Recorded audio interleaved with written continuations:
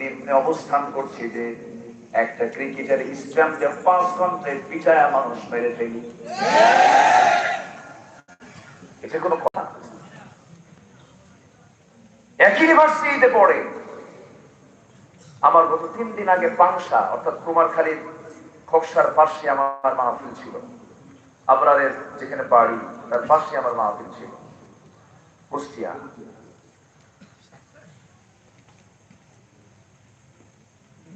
একই ইউনিভার্সিটিতে পড়ে, একই হলে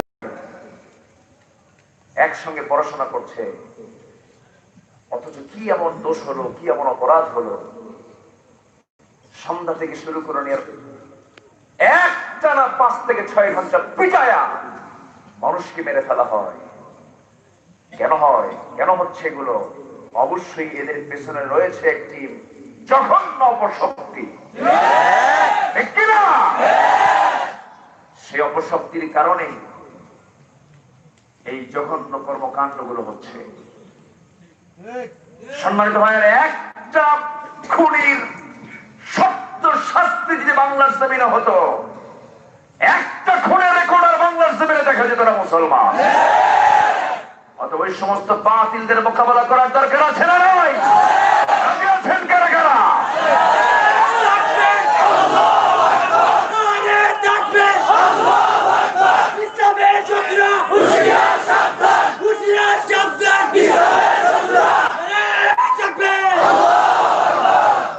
আল্লাহ সবার হাতকে কবুল করুন, জোরে বলি আমি। কষ্ট হচ্ছে আপনাদের? খুব সুন্দর মানুষ আপনারা, লোক আরো হতো, উপচে পড়া একটা ভিড় হতো, এখানে জায়গা হয়তো দেওয়া যেত না, কিন্তু যে সময় মানুষ আসবে সেই সময় একটি বৃষ্টির লক্ষণ। তবে আল্লাহ কিছুটা হলো আমাদেরকে একটু সুযোগ দিয়েছেন। চতুর্দিকে বৃষ্টি, কিন্তু আমি খোঁজ নিয়ে দেখি যে চতুর্দিকে বৃষ্টি, মাঝখানে বৃষ্টি নাই। আলহামদুলিল্লাহ, জোরে বলি আলহামদুলিল্লাহ। আমি কমিটিকে বারবার বলতেছি, ভাইজান আবহাওয়া কেমন? হুজুর খুব ভালো। আমি এত বৃষ্টি পাইছি, কিন্তু ওই কি বলে মদনপুরের সাইড দিয়ে যখন আসলে বৃষ্টি হচ্ছে, অথচ এখানে বৃষ্টি নাই। আল্লাহ, আল্লাহ পারেন না? আল্লাহ পারেন না? পারেন না কি আল্লাহ? কি বলেন? সব পারেন। সম্মানিত ভাইয়েরা, আমি যতক্ষণ আছি আমি আশাবাদী সবাইকে নিয়ে আমি আজকে শেষ মোনাজাত করবো। জোরে বলি ইনশাআল্লাহ। কষ্ট হবে না তো? বলি আলহামদুলিল্লাহ। তাহলে আয়াতে প্রথম বক্তব্য হচ্ছে, অবশ্যই তোমাদের এমন একটি দল থাকা দরকার, উব্বাহ। অবশ্যই তোমাদের এমন একটি টিম থাকা দরকার। সেই টিম, দল কি একা হয়? সবাই মিলে। একা না জামাতে? সবাই মিলে যারা আজকে হলো জামাতে, একসাথে। এই জমাতবদ্ধ হতে বলছেন কে? আসতে বলবেন না কে? আল্লাহ পাক। জমাতবদ্ধ তোমাকে হতে হবে, একতাবদ্ধ তোমাকে হতে হবে। বাতিলের মোকাবেলা করার জন্য তোমাকে ঐক্যের প্ল্যাটফর্মে আসতে হবে, প্ল্যাটফর্ম তৈরি করতে হবে, উদারতা নিয়ে আসতে হবে, সংকীর্ণতা দূর করতে হবে। কিন্তু আমাদের মাঝে সংকীর্ণতা আছে না নাই? আমার দেশ আবাদ হয় মানবতার না হিংসার? খালি হিংসা দিয়ে ভরা। মানবতার আবাদ দরকার। মানবতার প্রাচীর তৈরি করে ঐক্যের প্ল্যাটফর্মে এসে সবাইকে নিয়ে চলতে হবে, সামনের মঞ্জিলে মকসুদে পৌঁছতে হবে। আল্লাহ পাক এই জন্য বলছেন, শোনো, তোমাদের মধ্যে এমন একটি টিম থাকা দরকার যে টিমটা মানুষকে আহ্বান করবে। দুটা আহ্বান করবে। কয়টা? দুটি কাজের আহ্বান করবে। এই দুটি কাজ যদি আজকের সমাজে চালু হয়ে যেত, আজকের সম্রাটদের মতো, জিকে শামীমদের মতো এই সমস্ত, কি বলবো, কুলাঙ্গার বলবো না, কি বলবো, এই সমস্ত লোকদের কোনো জন্ম হতো না। এরা সমাজে এমন স্বীকৃতি পেত না, এমন স্থান তাদের হতো না, যদি সমাজে এই দুইটা কাজের প্রতিফলন যদি আমরা দেখতে পেতাম। চিন্তা করা যায়, ব্যাংকে টাকা রাখে না, টাকা রাখে বাড়িতে। বলে যে ব্যাংকে আর কত টাকা আছে, আমার বাড়িতেই তার চেয়ে বেশি টাকা আছে। এক পুঁটি মাছের পেটে যদি এত টাকা খুঁজে পাওয়া যায়, সমাজের যারা তিমি মাছ তাদের পেটে কত টাকা লুকানো আছে। সম্মানিত ভাইয়েরা, সম্মানিত বন্ধুগণ, আমাদের কি বসে থাকার সময় আছে? আল্লাহ কি বসে থাকতে বলেছেন? দাঁড়িয়ে যেতে হবে, বাতিলদের মোকাবেলায় অগ্রগামী হতে হবে। আল্লাহ রাব্বুল আলামিন বলেন, ফাআকিম ওয়াজহাকা লিদ-দীন হানিফান ফিতরাতাল্লাহিল্লাতী ফাতারান-নাস আলাইহা লা তাবদীলা লিখালকিল্লাহ যালিকা আদ-দীনুল কাইয়্যিম ওয়ালাকিন্না আকসারান-নাস লা ইয়া'লামুন। জোরে বলুন আল্লাহু আকবার। দাঁড়িয়ে যাও তোমার চেহারা নিয়ে, দাঁড়িয়ে যাও তুমি আল্লাহর সামনে, আল্লাহর দ্বীন নিয়ে দাঁড়িয়ে যাও। বসে থাকার কোনো সময় নেই। আল্লাহ পাক তার রাসূলকে অর্ডার দিয়েছেন, ইয়া আইয়ুহাল মুদ্দাসসির কুম ফাআনযির ওয়া রাব্বাকা ফাকাব্বির ওয়া সিয়াবাকা ফাতাহহির। জোরে বলুন আল্লাহু আকবার। হে নবী, আপনি দাঁড়িয়ে যান। মুসলমান তো বসে থাকা যাবে না, মুসলমানকে ডিউটি পালন করতে হবে। আল্লাহ পাক মানুষকে দুনিয়াতে কেন পাঠিয়েছেন? আল্লাহ পাক আরেক জায়গায় বলছেন, কুনতুম খায়রা, বলুন, কুনতুম খায়রা উম্মাতিন উখরিজাত লিন-নাস তা'মুরুনা বিল মা'রুফি ওয়া তানহাউনা 'আনিল মুনকার ওয়া তু'মিনুনা বিল্লাহ। তোমরা শ্রেষ্ঠ জাতি, তোমরা শ্রেষ্ঠ উম্মাহ, যাদেরকে মানুষের কল্যাণের জন্য পৃথিবীতে পাঠানো হয়েছে। এরা কি করবে? সৎ কাজের আদেশ দেবে, অসৎ কাজের বাধা দেবে। এরপরে আল্লাহ বলছেন তোমরা এরপর ঈমান আনবে। ঈমান আনতে পরে বলা হয়েছে যাদের ভিতরে সৎ কাজের আদেশ, অসৎ কাজের বাধা দেওয়ার প্রবণতা থাকবে না, সে ব্যক্তি কখনো ঈমান আনতে পারবে না। এই জন্য ঈমান তার কথা আল্লাহ পাক পরে বলে দিয়েছেন। আমার ভাইয়ের একটু কান লাগান, মনোযোগ দিয়ে শোনার চেষ্টা করুন। আল্লাহ কিন্তু আগে ঈমান আনতে বলেননি, আরেকটা আয়াতে আগে কাফের হতে বলেছেন। আল্লাহ রাব্বুল আলামিন বলেন, কিসের কাফের হবে তুমি? ফামান ইয়াকফুর বিত-তাগুতি ওয়া ইউমিন বিল্লাহ ফাকাদ ইসতামসাকা বিল-উরওয়াতিল ওয়াসকা লা ইনফিসালা লাহা। জোরে বলুন আল্লাহু আকবার। যে ব্যক্তি তাগুতকে অস্বীকার করবে, যে ব্যক্তি তাগুতের কাফের হয়ে যাবে, এবং যে ব্যক্তি ঈমান আনবে কার উপরে? আসলে বলবেন না কার উপরে? আজকের সমাজে তাগুত আছে না নাই? আছে না নাই? তাগুত কাকে বলে? এক কথায় যে নিজে আল্লাহকে বিশ্বাস করে না, অন্য কাউকে বিশ্বাস করতে দেয় না, বাধা দেয়। আবার যে নিজে ইসলামকে মানে না, অন্য কাউকে ইসলাম মানতে বাধা দেয়। যে ব্যক্তি রাসূলকে নিজে বিশ্বাস করে না, বরং অন্যকে বিশ্বাস করতে বাধা দেয়, নবীর বিরুদ্ধে কটূক্তি করে, এমন তাগুত সমাজ আছে না নাই? ভোলাতে যে ঘটনা ঘটলো, 90% যে দেশে মুসলমান বসবাস করে সেই দেশে রাসূলকে নিয়ে বাজে কথা বলা হয়, বাজে উক্তি করা হয়, আর তার বিনিময়ে পাওয়া যায় বুকে গুলি। ঠিক কিনা? সম্মানিত ভাইয়েরা, যারা জীবন দিয়েছে আমরা তাদের জন্য দোয়া করি, আল্লাহ তুমি তাদেরকে শহীদে মৌত জুটাইয়া দাও। জোরে বলি আল্লাহুম্মা আমিন। যে ফেসবুক থেকে স্ট্যাটাস দেওয়া হয়েছিল, শুনেছি এটা নাকি হ্যাক হয়েছিল।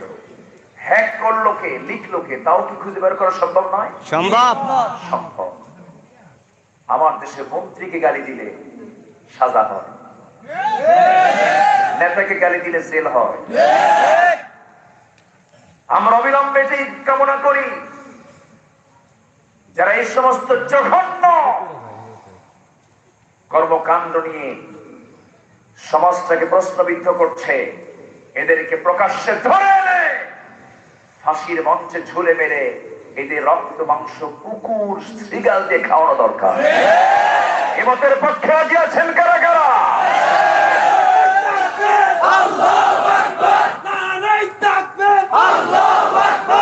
ইসলামের শত্রুরা হুঁশিয়ার সাবধান, হুঁশিয়ার সাবধান, ইসলামের শত্রুরা নারায়ে তাকবীর। রাসূলকে ভালোবাসার প্রয়োজন আছে না নাই? আছে। কম না বেশি? শুধু কি বেশি না অনেক বেশি? অনেক বেশি। এখানে কি ইমানের বিষয় আছে না? আমাকে গালি দাও, আমি এটা মানবো। আমার বাবাকে গালি দাও, এটা মানবো। আমার অন্য কোনো ভাইকে তুমি গালি দাও, এটা আমি সহ্য করবো। রাসূলকে নিয়ে পাশে কথা বলবা, যার প্রশংসা আমার আল্লাহ নিজে করেন, যার সম্মান মর্যাদা আমার আল্লাহর করে, সেই রাসূলকে তোরা যারা গালি দিয়েছিস সিম্বাজানের ছেড়ে মতো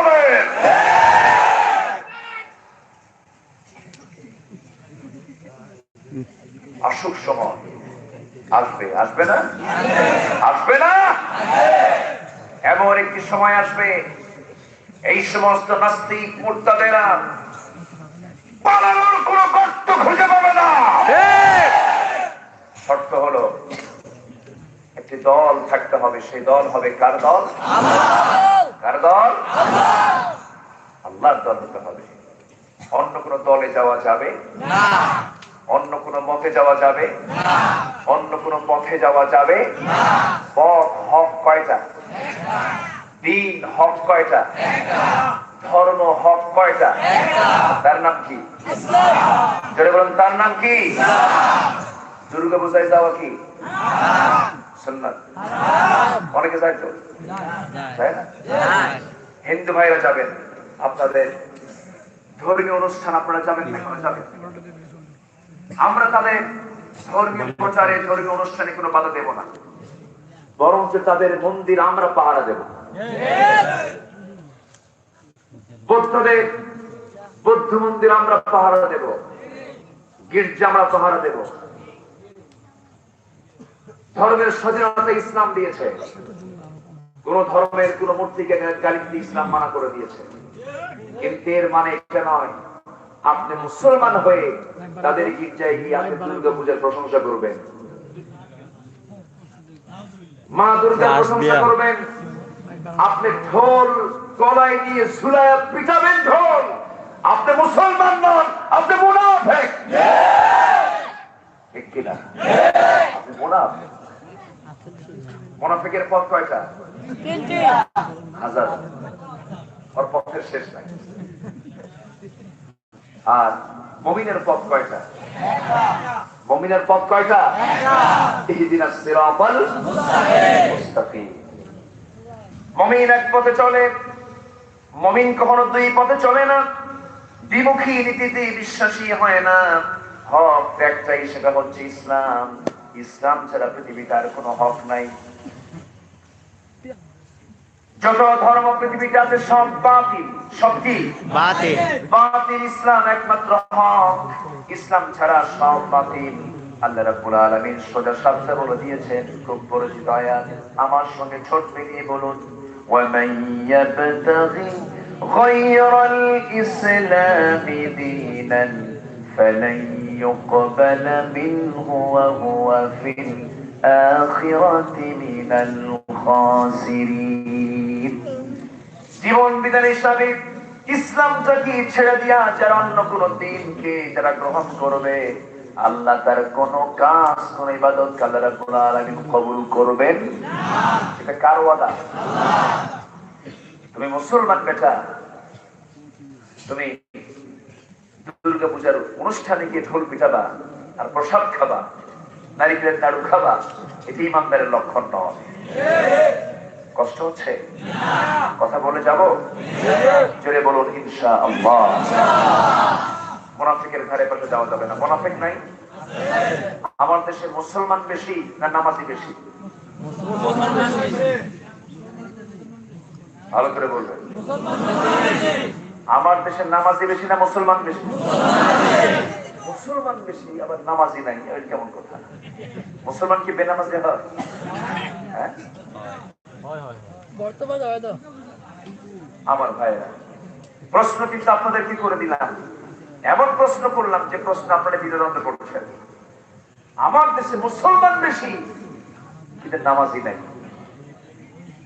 তাহলে নামে আছে কাজে এটাকে কি বলে? এটাকে কি বলে?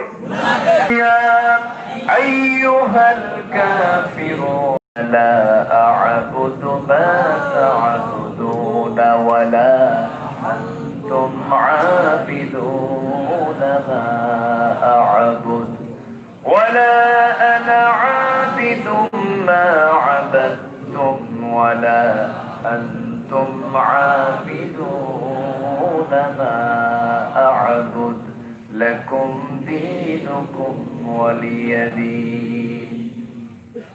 সূরা মুমিনুন পড়তে হবে। মুমিনদেরকে চিনতে হলে সবাই ঠোঁট মিলিয়ে বলুন, قد أفلح المؤمنون الذين هم في صلاتهم خاشعون والذين هم عن اللغو معرضون والذين هم للزكاة فاعلون والذين هم لفروجهم حافظون إلا على أزواجهم أو ما ملكت أيمانهم فإنهم غير ملومين। জোরে বলুন আল্লাহু আকবার। মুমিনদেরকে চিনতে চাও, মুমিনুন পড়ো। কোন মুমিনরা সফল? যে মুমিন বেনামাজি নাকি? কোন মুমিন সফল? সেই মুমিনটাই সফল যে মুমিনটা খুশুর সাথে নামাজ পড়ে। আবার আমার দেশে যে পার্সেন্ট লোক নামাজ পড়ে অধিকাংশ নামাজ তো হয়ই না। এত তাড়াহুড়ো করে নামাজ পড়ে, এমন তাড়াহুড়ো করে এত দ্রুতগতিতে নামাজ পড়ে যেন 4G 5G গতি, এরকম আছে না?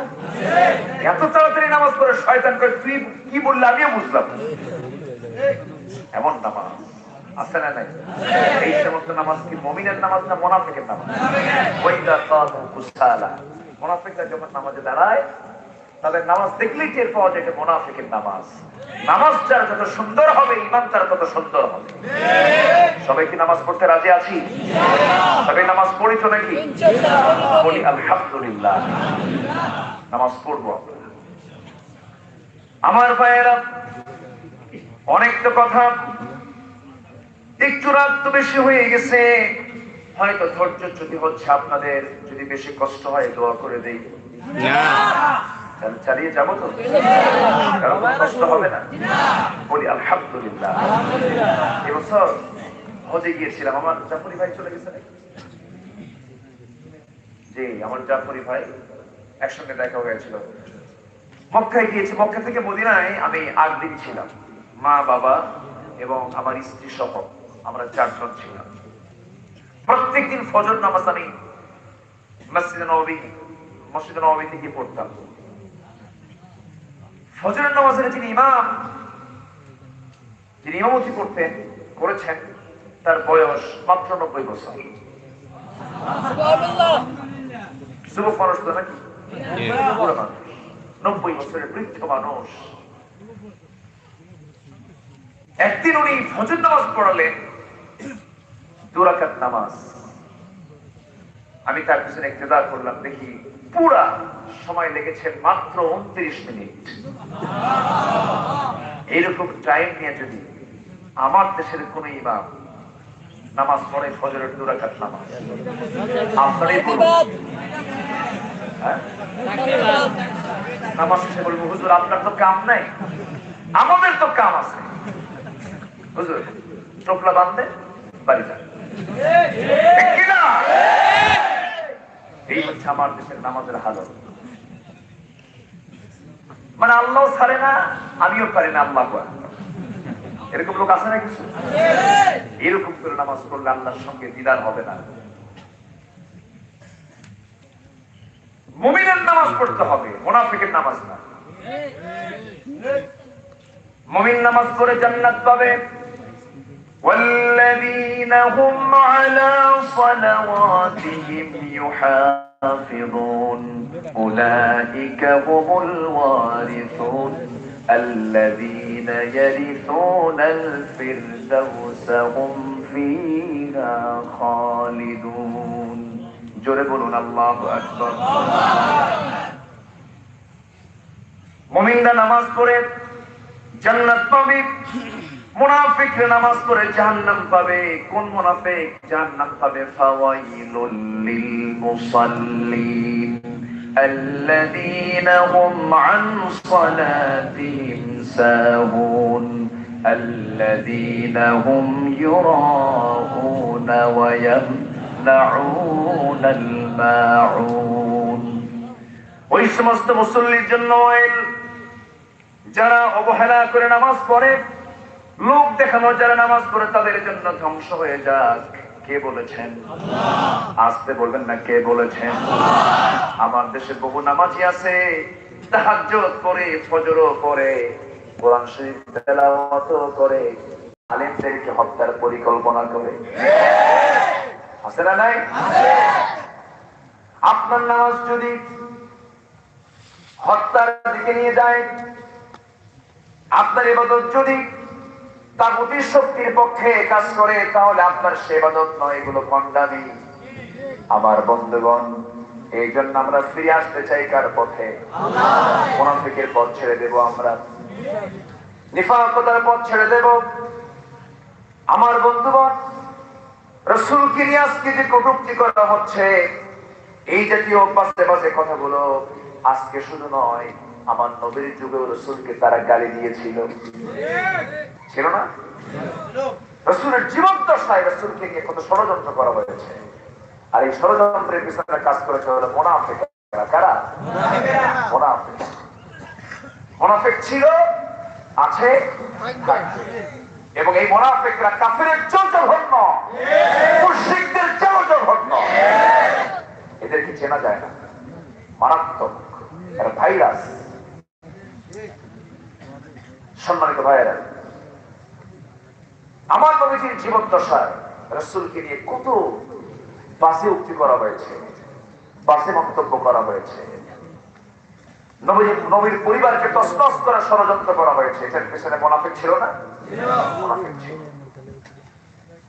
সম্মানিত ভাইয়েরা, ইফকের ঘটনা তার সবচেয়ে বড় প্রমাণ। আমার নবীজি অভিযান থেকে ফিরে আসতেছিলেন মদিনার দিকে। সেই অভিযানে আম্মা জান হযরত আয়েশা সিদ্দিকা রাদিয়াল্লাহু আনহা তিনিও ছিলেন। ফেরার পথে হাজার হাজার সৈন্য নিয়ে সাহাবী রাসূল যখন মদিনায় ফিরবেন, তিনি ব্রিফ করলেন, সাহাবীরা শোনো, আমরা যখন মদিনায় ফিরব, ফেরার পথে কিছু ব্যক্তি পিছিয়ে পড়ার সম্ভাবনা আছে। যদি কেউ বাদ পড়ে যায়, আমি সাফওয়ানকে দায়িত্ব দিলাম, সাফওয়ান তুমি পিছিয়ে পড়া লোকগুলোকে সাথে করে মদিনায় পৌঁছায়। বাদ কেউ পড়ে নাই, বাদ 18 জন পড়ে গেছে। বিশেষ মুহাম্মদ সাল্লাল্লাহু আলাইহি ওয়াসাল্লাম আম্মা জান আয়েশা সিদ্দিকা রাদিয়াল্লাহু আনহা তিনি বাদ পড়েছেন। তিনি ছিলেন উটের পিঠে, হাওদার ভিতরে, অর্থাৎ পালকি। প্রকৃতির কাজ সারার জন্য উটের পিঠ থেকে তাকে নামিয়ে দেওয়া হলো। পালকি থেকে নেমে, হাওদা থেকে নেমে তিনি আড়ালে চলে গেলেন। ফিরে আসার পথে তার গলায় ছিল তার ধার করানো একটা গলার হার। তিনি আবার খুঁজতে বেরোলেন। এইদিকে আয়েশার উটের দায়িত্বে যিনি ছিলেন, তিনি হাওদার ভিতরে আয়েশা আছেন বলে মনে করে তিনি তাকে উঠায় নিলেন, হাওদার উটের পিঠে উঠায় নিলেন। এবং আয়েশা সিদ্দিকা রাদিয়াল্লাহু আনহা তিনি এত চিকন ছিলেন, পালকির ভিতরে থাকলেও সে ওজন, না থাকলেও সে ওজন। এত চিকন ছিলেন, বুঝতে পারেন, উঠে গেছেন, সব চলে গেছে।